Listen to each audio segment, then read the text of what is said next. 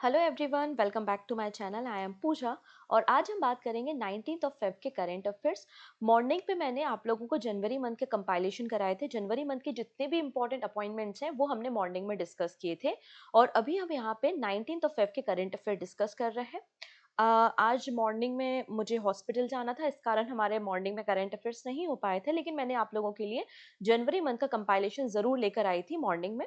और अभी हम यहाँ पे 19th ऑफ फेब के सभी इंपॉर्टेंट करंट अफेयर्स को डिटेल में डिस्कस करने वाले हैं। सो वीडियो के एंड तक बने रहना है और एंड में आपको एक क्वेश्चन ऑफ द डे भी मिलेगा जिसका आंसर आप लोग मुझे कमेंट सेक्शन में बताएंगे। क्लियर है? आइए स्टार्ट करते हैं आज के सेशन को। आज हमें कई सारे स्पोर्ट्स पर्सन के बारे में, कुछ इंपॉर्टेंट अवार्ड्स के बारे में बेसिकली सीखना है। ठीक है, तो सबसे पहले बात करेंगे इलेक्शन कमीशन के बारे में। तो हमारे देश में एक कॉन्स्टिट्यूशनल बॉडी है। कॉन्स्टिट्यूशनल बॉडी वो होती है जिसका जिक्र हमारे संविधान में किसी आर्टिकल में होता है। तो हमारे कॉन्स्टिट्यूशन की एक आर्टिकल 324 में हमारे इलेक्शन कमीशन के बारे में मेंशन है। इलेक्शन कमीशन ऑफ इंडिया जो कि 3 मेंबर बॉडी होती है। एक चीफ इलेक्शन कमिश्नर होते हैं और उनकी सहायता करने के लिए 2 इलेक्शन कमिश्नर होते हैं। फिलहाल में हमारे देश में जो चीफ इलेक्शन कमिश्नर है वो राजीव कुमार है, लेकिन इनका टेन्योर 17 ऑफ फेब को खत्म हो गया। 17 फरवरी 2025 में इनका रिटायरमेंट हो गया और इसके बाद हमारे देश के जो नए चीफ इलेक्शन कमिश्नर बन चुके हैं उनका नाम है ज्ञानेश कुमार। ज्ञानेश कुमार एक रिटायर्ड आईएएस ऑफिसर है और इन्हें recently chief election commissioner appoint किया गया है। इनका टेन्योर 29 ऑफ जनवरी 2029 तक रहने वाला है। ठीक है, 26 जनवरी 2029 तक इनका टेन्योर रहने वाला है। अब इनका जो अपॉइंटमेंट हुआ है वो काफी ज्यादा कंट्रोवर्सी में चला गया है। क्यों चला गया है? क्योंकि यहाँ पे जो सिलेक्शन कमेटी थी, जो चीफ इलेक्शन कमिश्नर को सिलेक्ट कर रही थी, उसको हेड कर रहे थे प्राइम मिनिस्टर नरेंद्र मोदी। इस सिलेक्शन कमेटी में या इस पैनल में अमित शाह भी थे और राहुल गांधी मतलब अपोजिशन लीडर भी प्रेजेंट थे। लेकिन जो चीफ जस्टिस ऑफ इंडिया होते हैं उनको इस पैनल में शामिल नहीं किया गया। इसके कारण काफी ज्यादा कंट्रोवर्सी भी आपको देखने को मिल रही है इस अपॉइंटमेंट के संबंध में। ठीक है, तो हमें याद रखना है कि ज्ञानेश कुमार हमारे देश के नए चीफ इलेक्शन कमिश्नर आपको देखने को मिल जाएंगे। नेक्स्ट बात करते हैं, हमारे देश की एक शूटर है जिनका नाम है Manu Bhaker. Manu Bhaker named BBC Indian sport women of the year award 2024। तो double Olympic medalist, winner, shooter Manu Bhaker, इन्हें बीबीसी, बीबीसी का मतलब है British Broadcasting Corporation, BBC sports women of the year का टाइटल दिया गया है। ठीक है, 2020 में इन्हें emerging athlete of the year का अवार्ड दिया गया था। बीबीसी ने ये जो BBC Indian sport women of the year award है, ये जो नई कैटेगरी है वो 2019 में इंट्रोड्यूस करने की काम की थी। अब यहाँ पे मनु भाकर जी के बारे में एक बात आपको पता होना चाहिए कि अभी जो पेरिस ओलंपिक हुए थे तो इन्होंने 10 metre air pistol rifle event में ब्रोंज मेडल जीता था, सिंगल इवेंट में भी और आपके मिक्स्ड इवेंट में भी। तो यहाँ पे इंडिपेंडेंस के बाद अगर आप देखेंगे तो आजादी के बाद मनु भाकर पहली ऐसी एथलीट है जिन्होंने एक सिंगल पेरिस ओलंपिक या सिंगल ओलंपिक्स में 2 मेडल जीते हैं। ब्रोंज मेडल है 10 metre air pistol rifle event में। तो she was also the first Indian women to win a medal in the shooting event at the Olympic. अगर हम बात करते हैं नॉर्मन पिचार्ड के बारे में तो इन्होंने 2 सिल्वर मेडल जीते थे 1900 के पेरिस ओलंपिक में। नाउ बात करेंगे para sport women of the year. तो sport women of the year कौन बनी है? हमारे देश की शूटर मनु भाकर। अगर हम बात करें para sport women of the year, आपको अवनी लेखरा देखने को मिल जाएंगी और अवनी लेखरा का रिलेशन भी आपको पैरा शूटिंग से देखने को मिलेगा। इन्होंने 2022 के टोक्यो ओलंपिक्स में गोल्ड मेडल जीता था, वहीं 2024 के जो पेरिस पैरा ओलंपिक गेम्स हुए थे शूटिंग में, इन्होंने वहां पर भी मेडल जीतने का काम किया था। ना बात करते हैं लाइफ टाइम अचीवमेंट अवार्ड, तो मिताली राज को दिया गया है और मिताली राज हम सभी को पता है एक क्रिकेटर है और हमारे देश की जो इंडिया की वीमेंस क्रिकेट टीम है उसकी फॉर्मर कैप्टन भी रह चुकी हैं। ठीक है, ना बात करेंगे emerging athlete of the year, आपको शीतल देवी देखने को मिल जाएंगी। शीतल देवी एक पैरा आर्चर है और ये यंगेस्ट पैरा आर्चर है जिन्होंने पैरा ओलंपिक्स में मेडल जीतने का काम किया था। ठीक है, तो शीतल देवी को emerging athlete of the year का टाइटल दिया गया है, अवार्ड दिया गया है। बीबीसी मतलब ब्रिटिश ब्रॉडकास्टिंग कॉर्पोरेशन का फॉर्मेशन 1927 में हुआ था। यूके बेस्ड आपको ये कंपनी देखने को मिल जाएगी। ठीक है, नेक्स्ट बात करते हैं Standard Chartered appoint PD Singh as a new India CEO. PD Singh, यहाँ पे देखेंगे रिजर्व बैंक ऑफ इंडिया ने अप्रूवल दिया है पीडी सिंह को स्टैंडर्ड चार्टर्ड बैंक का इंडिया के लिए सीईओ अपॉइंट किया है और इनका टेन्योर 1 अप्रैल 2025 से स्टार्ट होगा और ये जरीन दारूवाला को सक्सीड करने वाले हैं। जरीन दारूवाला का जो टेन्योर है वो 31 ऑफ मार्च 2025 को खत्म होने वाला है। अच्छा, फिलहाल में ये जेपी मॉर्गन बैंक में एज अ सीईओ काम कर रहे हैं। ठीक है, डन। तो ये हमारे कुछ इंपॉर्टेंट पर्सन थे जिनके बारे में हमने बात की। अब हमें बात करनी है देश दुनिया की बाकी सभी खबरों पे, मतलब हमारे नेशनल इवेंट्स पे, इंटरनेशनल इवेंट्स पे। इसके अलावा एक ऐसी ट्राइब के बारे में बात करनी है जिसे क्रिमिनल ट्राइब के नाम से भी जाना जाता है। ठीक है, तो एक एक करके सारी बातों को हम यहाँ पे डिस्कस करेंगे। हमारे ये जो करेंट अफेयर्स है आने वाले आपके हर एक वनडे एग्जाम में आपको हेल्प करेंगे। इनफैक्ट आपके यूपीएससी प्रीलिम एग्जाम में भी आपको काफी ज्यादा हेल्प करने वाले हैं ये सभी करंट अफेयर्स। तो अगर अभी तक आप लोगों ने अपने फ्रेंड्स के साथ लिंक को शेयर नहीं किया तो जल्दी से एक बार फटाफट से लिंक को शेयर कर देंगे अपने फ्रेंड्स के साथ। ठीक है जी। और पहली बार आ रहा है तो सब्सक्राइब कर लेंगे जिससे अपकमिंग क्लासेस की नोटिफिकेशन मिल सके। ठीक है। अच्छा, जिन स्टूडेंट को नहीं पता अबाउट द पीडीएफ, तो डेली करंट अफेयर्स की जो पीडीएफ है वो हमारे टेलीग्राम पे अवेलेबल होती है। टेलीग्राम की लिंक डिस्क्रिप्शन में है, आप टेलीग्राम को ज्वाइन करो और वहां से फ्री ऑफ कॉस्ट पीडीएफ को डाउनलोड कर सकते हो। चलिए नेक्स्ट बात करेंगे about the PM Aasha scheme. तो यहाँ पे पीएम आशा का फुल फॉर्म पूछा जा सकता है, प्रधानमंत्री अन्नदाता आय संरक्षण अभियान। ठीक है, प्रधानमंत्री अन्नदाता आय संरक्षण अभियान पीएम आशा स्कीम है। पीएम आशा स्कीम को ओरिजिनली 2018 में लॉन्च किया गया था, लेकिन फिलहाल में टिल 25-26 तक के लिए इस स्कीम को एक्सटेंड करने का काम किया है। इस स्कीम के अंदर गवर्नमेंट ऑफ इंडिया 100% प्रोक्योरमेंट करेगी। किस चीज का प्रोक्योरमेंट करेगी? प्रोक्योर करेगी आपकी तूर दाल को, उड़द दाल को और मसूर दाल को नेक्स्ट 4 इयर्स में। क्लियर है? इसकी nodal ministry ministry of agriculture and farmer welfare है। इसका पर्पस क्या है? इसका पर्पस है कि यहाँ पर फार्मर्स की मदद करना। यहाँ पे जो प्राइजेस होते हैं क्रॉप्स के, कई बार एमएसपी पे, मतलब जो अलग अलग मंडी में जाके या अलग अलग वेंडर के पास जाके जब किसान अपनी फसलों को बेच देता है तो एमएसपी में जो डिफरेंस होता है वो गवर्नमेंट ऑफ इंडिया पे करती है। तो इसका पर्पस है provide price assurance to farmer and help control price volatility of the essential commodities. PM Aasha scheme को 2018 में इनिशियली लॉन्च किया गया था। ये पल्सेस, ऑयल सीड और कोपरा को कवर करती है। पीएम आशा के अंदर हर एक जो फार्मर है वो एलिजिबल है। Farmer must sell their crop in the market and if they receive a price lower than MSP, अगर उनको एमएसपी से कम प्राइस मिलता है तो जो भी डिफरेंस होगा वो गवर्नमेंट ऑफ इंडिया देगी। Farmer must be registered under the PM Kisan and other government scheme to receive direct bank payment. ये बात यहाँ पर मेंशन की गई है। चलिए नेक्स्ट है एडीआर रिपोर्ट। एडीआर का मतलब होता है यहाँ पे association for democratic reform. Association for democratic reform या एडीआर। एडीआर रिपोर्ट को यहाँ पे पब्लिश किया गया है। ये रिपोर्ट बेसिकली बताती है कि हमारे देश में जो अलग अलग पॉलिटिकल पार्टीज हैं, उन पॉलिटिकल पार्टीज के पास कितने असेट हैं, कितनी वेल्थ है, इनको डोनेशन कहाँ से मिल रहा है या कितना डोनेशन ये रिसीव कर रहे हैं। ठीक है, कितना इंक्रीमेंट हुआ है इनके एक्सपेंडिचर में। तो फाइनेंशियल रिपोर्ट है बेसिकली हमारी पॉलिटिकल पार्टीज की। तो इस रिपोर्ट में बताया गया है कि BJP emerge as a India's richest political party in 23-24। तो 2023-24 में जो रिचेस्ट पॉलिटिकल पार्टी हमारे देश की रही है वो भारतीय जनता पार्टी या फिर बीजेपी रही है। और बीजेपी की जो इनकम रही है वो 4,300 करोड़ रुपीज आपको देखने को मिल जाएगी। सेकेंड नंबर पे इंडियन नेशनल कांग्रेस आपको देखने को मिल जाएगा और इनकी इनकम 1,225 करोड़ रुपीज आपको देखने को मिल जाएगी। एडीआर रिपोर्ट हमें कॉम्प्रिहेंसिव एनालिसिस प्रोवाइड करती है for income and expenditure of the national party. कोई भी नेशनल पार्टी है उसकी इनकम कहां से कितनी हो रही है और कितना खर्चा हो रहा है, तो एक तरीके से फाइनेंशियल रिपोर्ट है।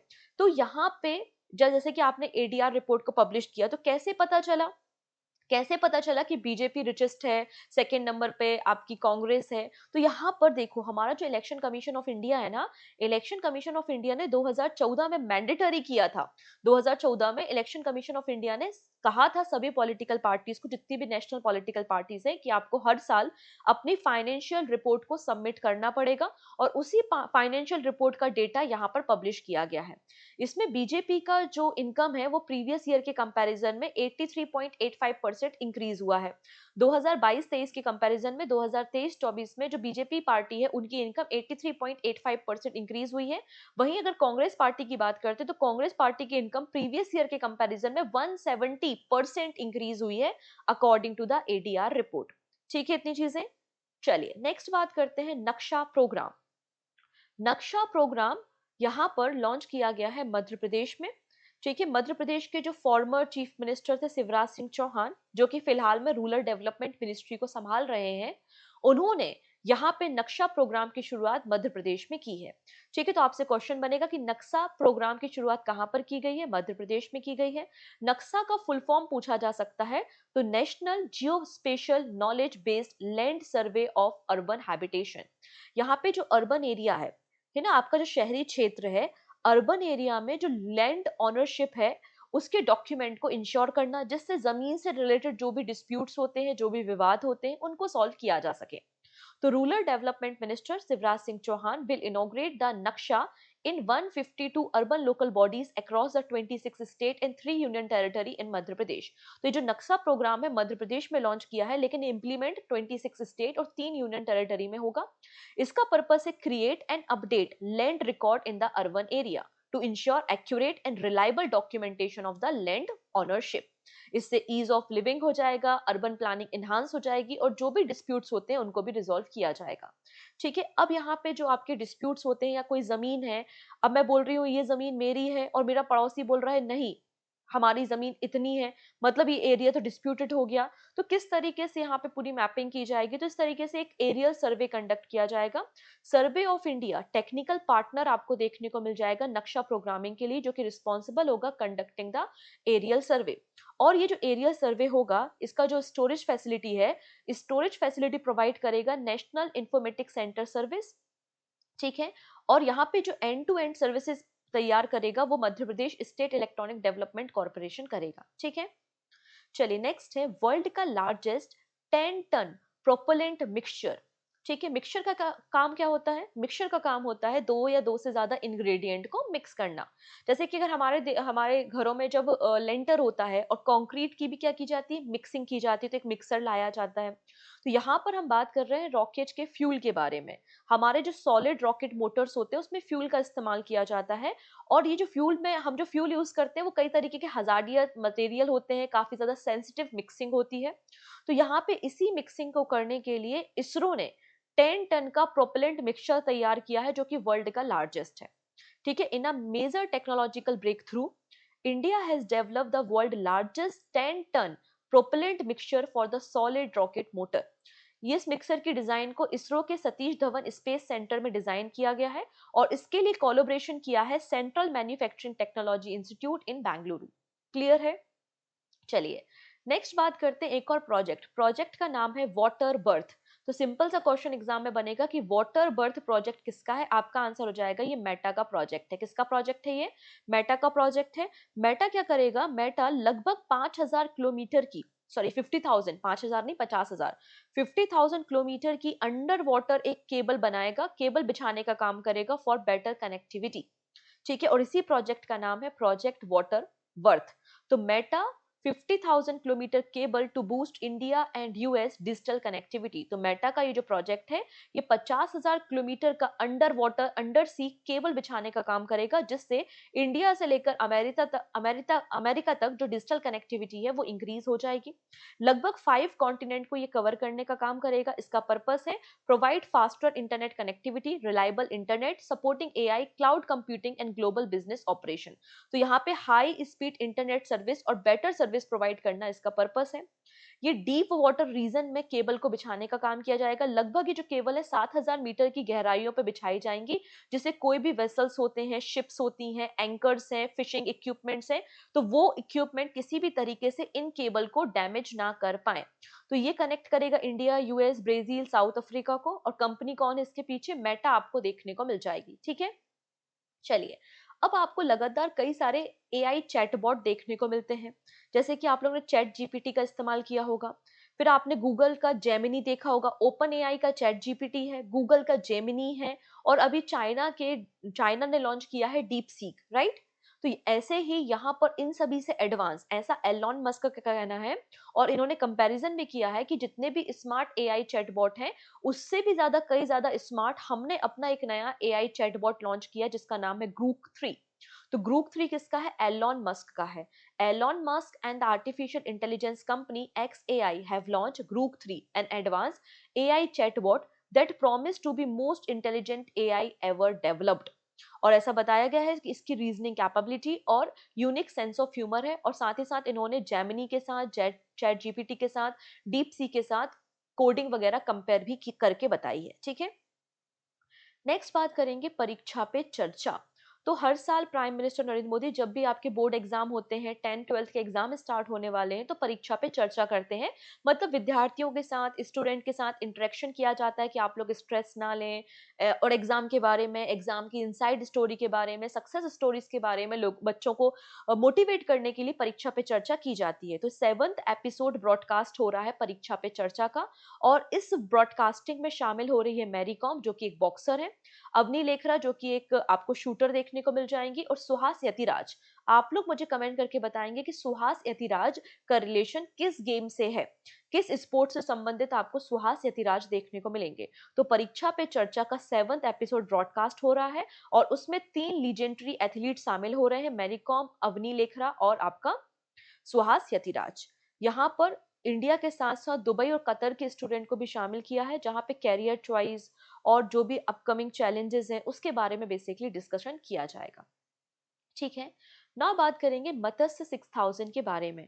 हम सभी लोगों ने पहले भी कई कई सारी बार, ना जाने कितनी बार, हमारे देश के डीप ओशियन मिशन के बारे में बात की है। ठीक है, हमारे देश का डीप ओशियन मिशन, अब जब हम अपने डीप ओशियन मिशन को लॉन्च कर रहे हैं, मतलब मत्स्य 6000 को जब हमें लॉन्च करना है, तो इसकी हम टेस्टिंग करते हैं।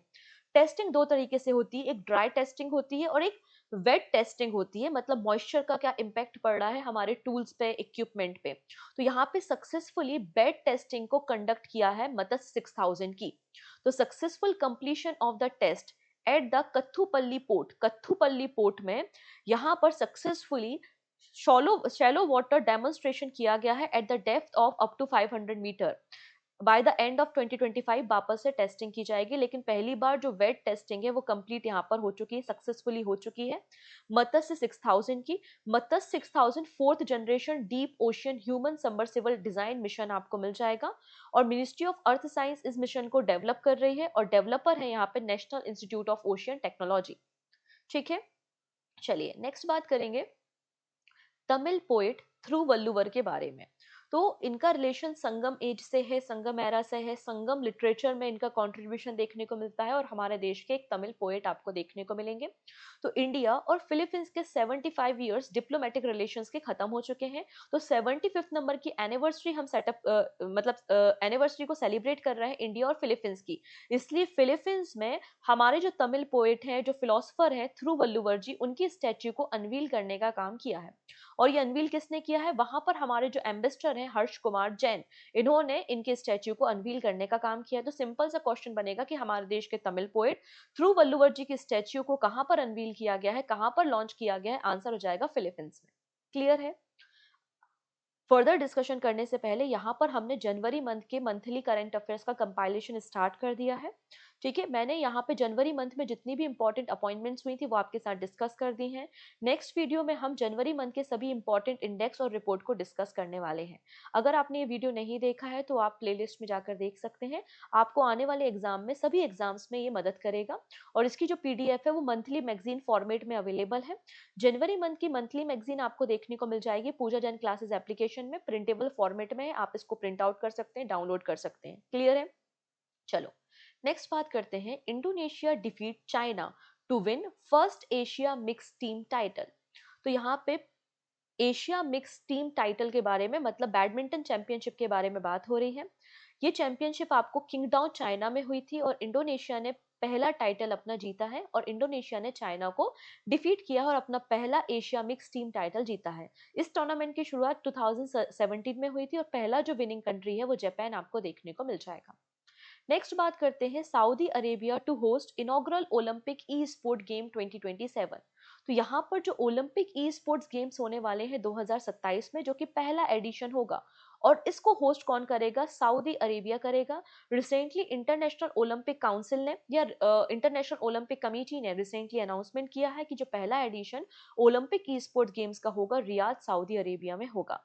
ठीक है, ये जो गेम्स होंगे वो विंटर ओलंपिक्स जो कि 2026 के विंटर ओलंपिक्स इटली में होने हैं और 2028 के जो समर ओलंपिक्स कहाँ पर होने हैं, लॉस एंजलिस में होने, इनके बीच में आपको ये ई स्पोर्ट्स गेम्स देखने को मिलेंगे।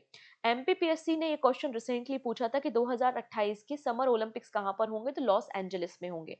ठीक है, तो इस तरीके के क्वेश्चंस एग्जाम में आते हैं, अपकमिंग इवेंट से आपको याद रखने हैं। ठीक है, अभी कुछ और अवार्ड्स भी हमें देखने हैं, कुछ और बातें हमें करनी है, लेकिन उसके पहले ज़रूरी है कि हमने कल क्या पढ़ा था। कल का रिवीजन करना भी बहुत ज़्यादा ज़रूरी है। ऐसा नहीं होना चाहिए हम आगे-आगे बढ़ते जा रहे हैं और पीछे का सारा भूलते जा रहे हैं। इसलिए हम बात करेंगे 18th ऑफ फेब के करंट अफेयर्स के रिकैप के बारे में। हमने देखा था कि 6th एडिशन धर्म गार्जियन एक्सरसाइज का इंडिया और जापान के बीच में स्टार्ट होने वाला है और ये जापान के माउंट फिजी में होगा। ठीक है, फ्यूजी में होगा। इसमें इंडिया की तरफ से आईएनएस शार्दुल पार्टिसिपेट कर रहा है। नेक्स्ट है, इंडिया और यूएसए ने मिलकर लॉन्च किया है ऑटोनोमस सिस्टम इंडस्ट्री अलायंस, मतलब Asia alliance for under water domain awareness के लिए। फिलीपींस ने एक्वायर किया है आकाश मिसाइल सिस्टम, जिसके लिए $200 मिलियन की डील यहां पर साइन की है। आकाश के पहले फिलीपींस ने ब्रह्मोस मिसाइल सिस्टम को भी एक्वायर किया था। नाउ बात करते हैं 9th edition of Asia winter games के बारे में, जो कि हरबिन में हुआ था और चाइना ने मेडल टैली में टॉप किया है। भारत के कंटिजेंट को कोई भी मेडल यहाँ पर नहीं मिला है। सऊदी अरेबिया जो है वो 10th edition Asia winter games का होस्ट करेगा। फिर युगांडा की कैथलीट है जिनका नाम है जैकब किप्लिमो, इन्होंने हाफ मैराथन में वर्ल्ड रिकॉर्ड बनाया है बार्सिलोना स्पेन में। बैंक ऑफ महाराष्ट्र को आरबीआई का अप्रूवल मिला है कि ये अपनी नई ब्रांच को गिफ्ट सिटी गुजरात में ओपन कर सकता है। Coca Cola Coca Cola Maaza join the billion dollar club और ये तीसरे नंबर की कंपनी बन गई है इंडिया की बेवरेजेस ब्रांड में से शामिल हो चुकी है, जिसने $1 बिलियन से ज्यादा सेल की थी 2024 में। कैंपे कोला ने रिप्लेस किया है थम्स अप को फॉर द आईपीएल 2025 को प्रेजेंटर और 200 करोड़ रुपए की डील साइन हुई है। रिलायंस ने कुछ समय पहले अपना एक स्पोर्ट ड्रिंक भी लॉन्च किया था जिसका नाम है स्पिनर। फिर यहाँ पर एक new type of brain cell की डिस्कवरी की गई है जिसका नाम है ओवॉइड सेल, जो कि मेमोरी के लिए रिस्पॉन्सिबल है। फिर दिल्ली के मोहल्ला क्लिनिक का नाम चेंज करके आयुष्मान आरोग्य मंदिर किया जाएगा। और प्राइम मिनिस्टर योगा अवार्ड्स के लिए नॉमिनेशन फॉर्म फिल होना स्टार्ट हो चुके हैं, जिसमें 25 लाख रुपए प्राइज मनी दी जाएगी। Clear?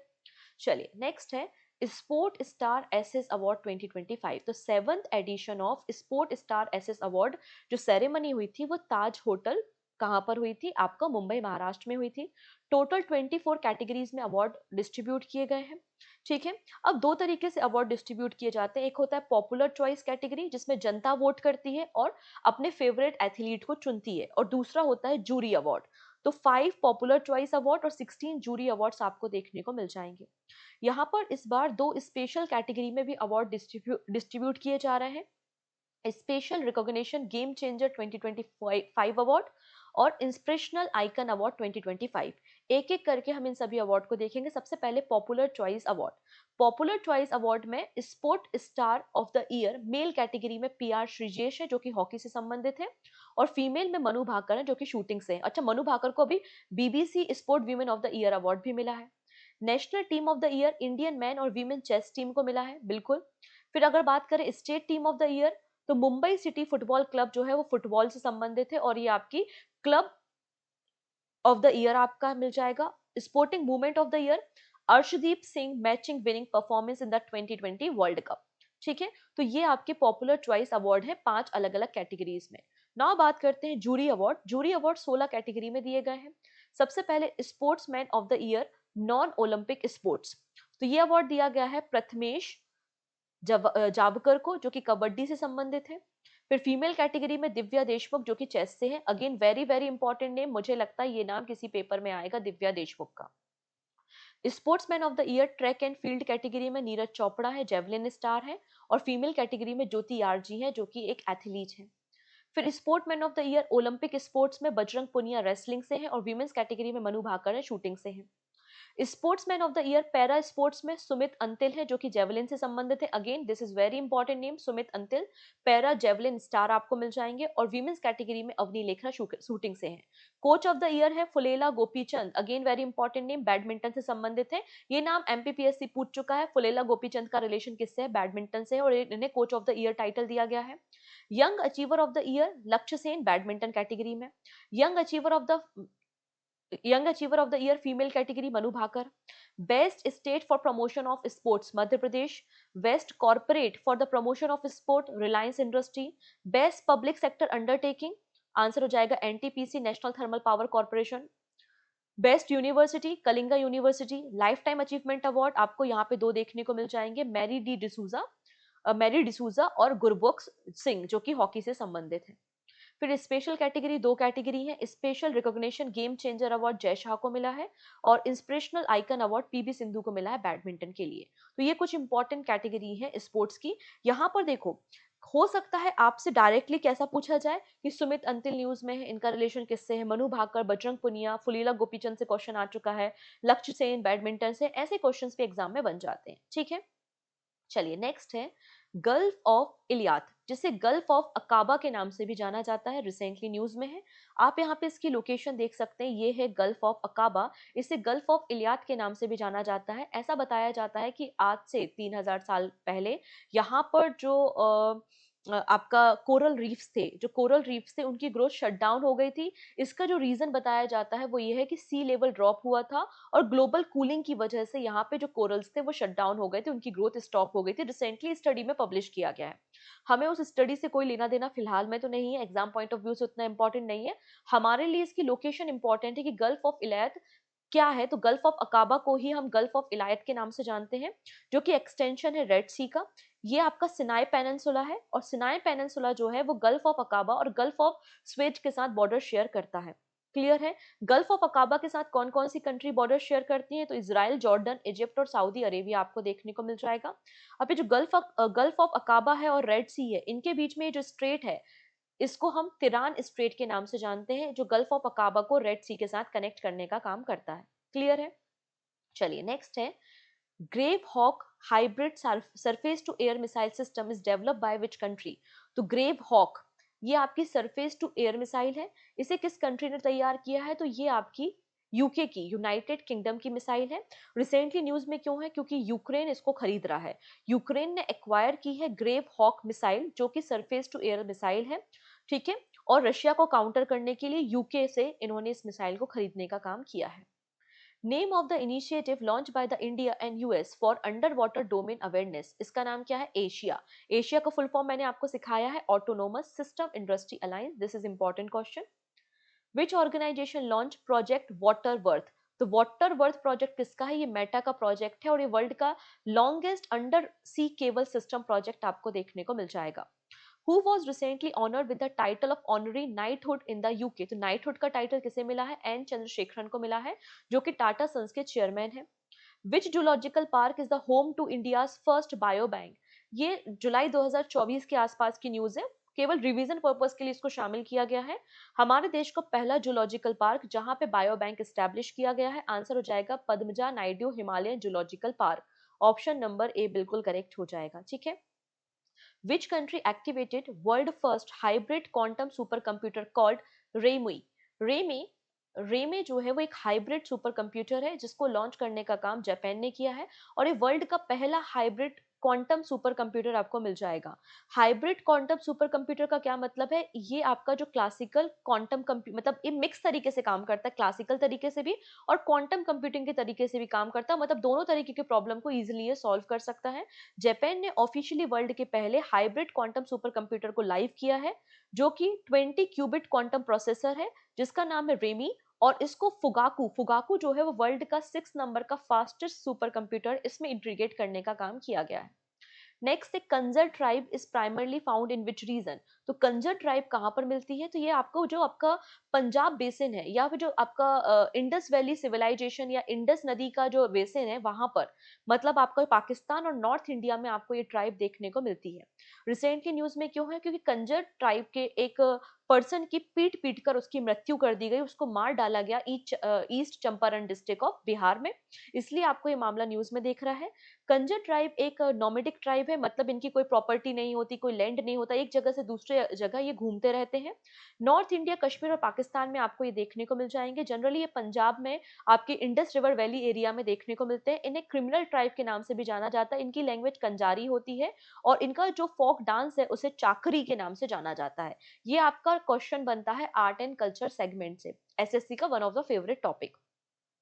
Under the AI for Entrepreneurship initiative launched by the Government of India, how many lakh youth are targeted to be trained? तो यहाँ पे एआई फॉर एंटरप्रेन्योरशिप इनिशिएटिव को गवर्नमेंट ऑफ इंडिया ने launch किया है। इसके अंदर यहाँ पर 1 लाख यूथ को ट्रेन किया जाएगा आर्टिफिशियल इंटेलिजेंस में 2025 में। And this is your question of the day, जिसका आंसर आप सभी लोग कमेंट सेक्शन में देंगे। तो 2 क्वेश्चन मैंने आपसे पूछे हैं, दोनों क्वेश्चंस के आंसर आप मुझे कमेंट सेक्शन में बता सकते हैं। सही आंसर का रिप्लाई भी मैं आपको वहीं पे बता दूंगी। आई होप आपने एंजॉय किया होगा session. And once again sorry for delay कि आज का सेशन डिले हो गया, लेकिन हाँ, मैंने आज की सभी इंपॉर्टेंट करंट अफेयर्स आपके साथ शेयर कर दिए हैं। वीडियो अच्छा लगे तो उसको लाइक कर लेना, शेयर कर लेना, और पीडीएफ के लिए आप टेलीग्राम ज्वाइन कर लेना। Okay, thank you so much, take care and bye bye.